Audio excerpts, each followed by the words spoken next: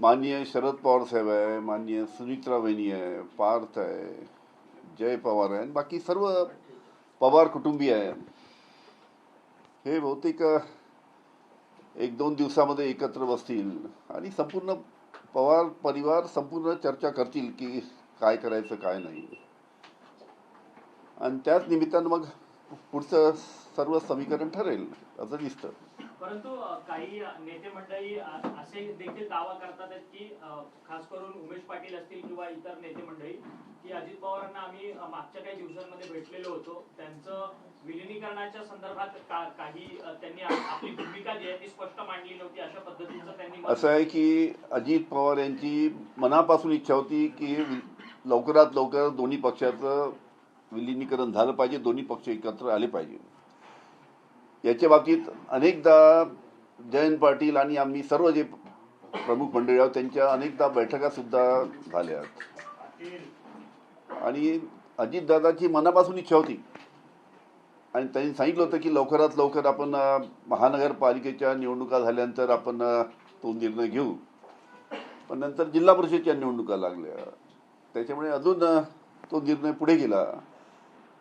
पण अजितदादांनी ठरवून ठेवलं होतं, अजितदादांनी त्यांच्या सर्व सहकार्याशी चर्चा करून ठरवलं होतं की 100% आपल्याला दोन्ही पक्षाला एकत्र यायचं आहे, आणि त्या पद्धतीनं त्यांनी पावलं उचलणं चालू केले होते. आणि म्हणून आता असं आहे की अजितदादाची ही मनापासूनची इच्छा होती आणि आज त्या आपल्यामध्ये नाही आहेत, आणि म्हणून सर्वांनी पुढाकार घेतला पाहिजे की अजितदादाची जी शेवटली इच्छा होती की दोन्ही पक्ष एकत्र आले पाहिजेत, त्या दृष्टीनं पावलं उचलली गेली पाहिजे असं मला वाटतं. या बैठका झाल्या आहेत, या बैठकांमध्ये अजित पवारांव्यतिरिक्त त्यांच्या पक्षातले जे महत्वपूर्ण नेते होते त्यांच्यापैकी कुणाकुणाची उपस्थिती राहिलेली आहे? कारण आता असं बोललं जात आहे की अशा ज्या काही बैठका झाल्या त्या केवळ जिल्हा परिषदेच्या महानगरपालिकेच्या निवडणुकांच्या अनुषंगाने झाल्या, घड्याळ या चिन्हावर निवडणूक लढावी या संदर्भातल्या विलिनीकरण बैठक झाली.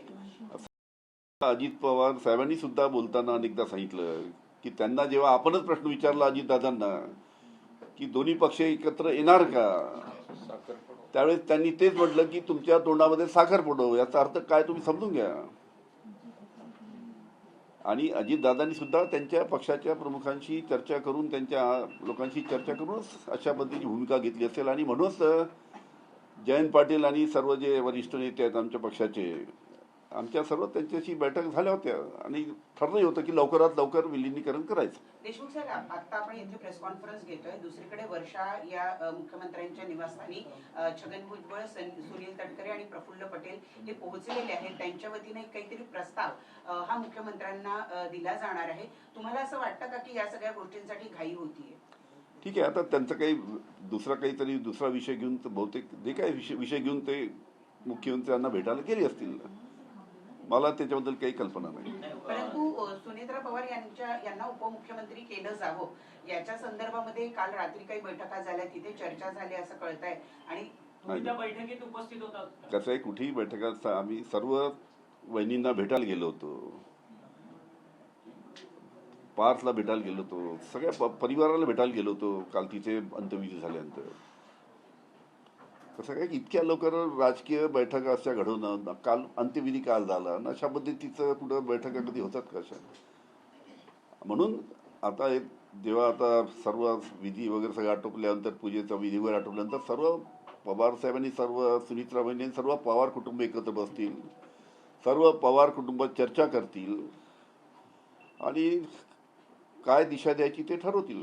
असं कळत आहे की अजित पवारांकडे असलेली जी सगळी खाती आहे ती राष्ट्रवादीकडेच राहावी यासाठीचं पत्र देण्यासाठी म्हणून आता सुनील तटकरे आमच्यासाठी कोण उपमुख्यमंत्री होणार, कोण मंत्री होणार, यावेळेस आमच्यासाठी विचार करणं ते कठीण आहे.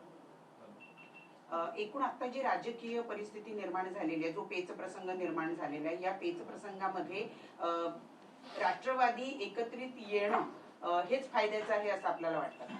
अहो, ते फायद्याचं असल्यामुळेच माननीय अजित पवारांनी ही इच्छा प्रकट केली होती, त्या पद्धतीचे पावलं त्यांनी उचलले होते, त्या पद्धतीच्या बैठका त्यांच्या झाल्या होत्या. आणि म्हणून आम्हाला सुद्धा वाटतं की आज अजितदादा आपल्यामध्ये नाही आहे, म्हणून त्यांची जी इच्छा होती, त्यांची जी शेवटली इच्छा होती, दोन्ही पक्ष एकत्र झाले पाहिजे, त्या पद्धतीनं पावलं उचलली गेली पाहिजे असं माझं मत आहे. अजित पवारांच्या फ्रॅक्शन मधले जी लोक आहेत, जी वरिष्ठ पदावरची मंडळी आहे, ते मात्र या विलिनीकरणाच्या विरोधात असल्यासारख्याच्या भूमिका त्यांच्या वतीनं किंवा तशा स्वरूपाच्या प्रतिक्रिया त्यांच्या वतीनं सातत्याने येत आहेत. त्यामुळे जे विलिनीकरण जे तुम्ही म्हणताय की होऊ घातलेलं होतं ते आता खूप लांबणीवर पडलंय अशी चर्चा सुरू झाली. अशा पद्धतीचं काही त्यांच्यामध्ये चालू आहे असं आमच्या कोणाच्या कानावर नाही अशा गोष्टी. देशमुख साहेब, महानगरपालिका निवडणुकीच्या दरम्यान ज्या बैठका पुण्यामध्ये झाल्या त्याचं या एकंदरीत विलिनीकरणाची मुहूर्तमेढ त्यामध्ये रोवली होती अशी तुम्हाला काही माहिती आहे का, किंवा त्या अनुषंगाने काय सांगा? महानगरपालिकेच्या निवडणुका झाल्यानंतरच आपण एकत्रित येऊ अशा पद्धतीचं त्या ठरलं होतं. आणि महानगरपालिकेच्या निवडणुकीनंतर 15 तारखेला निवडणुका झाल्या, 16 तारखेला निकाल होता, अंदाजे 20 तारखेपर्यंत आपण ठरवू. पण लगेच जिल्हा परिषदच्या निवडणुका जाहीर झाल्यामुळे ते संपूर्ण वाढलं, पुढे गेलं. मधात ही घटना झाली. म्हणून आमचं एकच म्हणणं आहे, मी सांगितलं तसं की अंतिम इच्छा दादांची होती, त्या पद्धतीनं पावलं उचलली गेली पाहिजे आणि त्याच्या बाबतीत योग्य ते संपूर्ण पवार कुटुंब ठरवतील. या अनुषंगाने पूर्ण एकमत झालेलं होतं का पवार कुटुंबियांचं आणि पहिल्या फळीतल्या नेत्यांचं एकंदरीत? चला, धन्यवाद.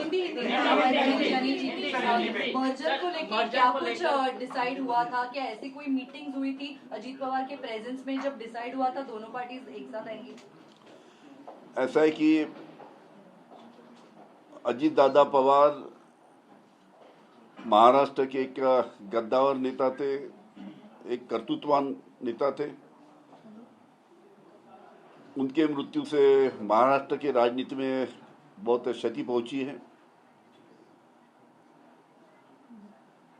कल ही अजीत दादा का अंत्यविधि कल बारामती में हुआ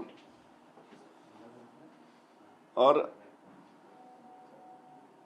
आज जो सब जब चर्चा चालू है कि मुख्यमंत्री डिप्टी सीएम कौन बनेगा, ये कौन बनेगा, ये वक्त नहीं है, उचित नहीं, वक्त नहीं है.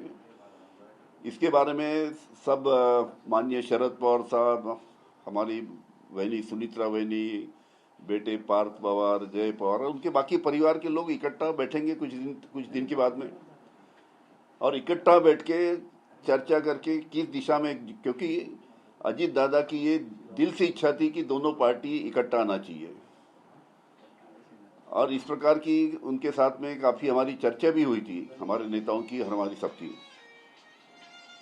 और दिल से चाहते थे कि जल्द से जल्द दोनों पार्टी इकट्ठा आना चाहिए. वो हिसाब से जो उनकी अंतिम इच्छा थी वो अंतिम इच्छा पूरी होना चाहिए ऐसा सबको लगता है. लेकिन उसके बारे में जब तक पूरी पवार फैमिली इकट्ठा बैठ के निर्णय लेती नहीं तब एक बात आगे बढ़ेगी नहीं. एक साथ आने को लेकर चर्चा लगभग पूरी कर ली गई थी क्या?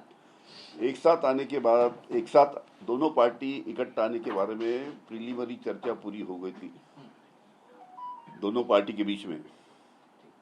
लेकिन एकाएक ये घटना घटी, दुर्दैवी घटना घटी, उसके वजह से अभी वो बात रुक गई है. और अभी सब पूरा परिवार जब इकट्ठा बैठेगा तो उसके बारे में चर्चा करके निर्णय लेगा. मर्जर के बाद की बात ना की जाए, लेकिन तमाम एनसीपी के और नेता ऑलरेडी वर्षा बंगलो पर पहुंच चुके हैं और वो अपनी तरफ से हमारी सबके दिल में ये है कि जो माननीय अजीत दादा की दिली इच्छा थी कि दोनों पार्टी इकट्ठा होना चाहिए, तो उनकी अंतिम इच्छा पूरी होना चाहिए ऐसा हमें लगता है.